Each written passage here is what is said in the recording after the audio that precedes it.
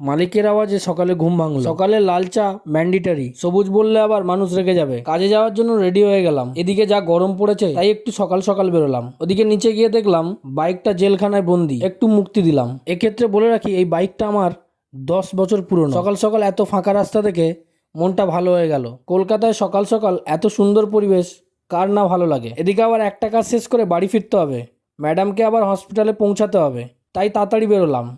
কাজবাজ শেষ করে মুখে হাসিটা দেখতে পাচ্ছ, বেরিয়ে গেলাম।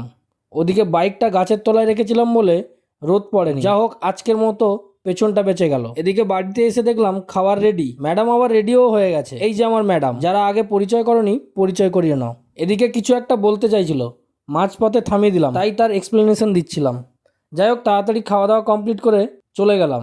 হসপিটালে একদম অন টাইম পৌঁছাতে হবে। এদিকে ম্যাডামকে পৌঁছে দিয়ে চারিদিকে দেখলাম একদম রাস্তা ফাঁকা, প্রচণ্ড গরমের জন্য হতে পারে।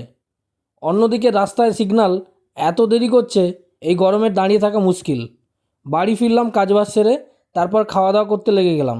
আজকের ফুল ডায়েটে আছি আমি, দেখতে পাচ্ছ সবজি ভাত। মালিক বলল ওগুলো সব নাটক, তুই ডায়েট করে থাকতে পারবি না। তোমাদের কি মতামত?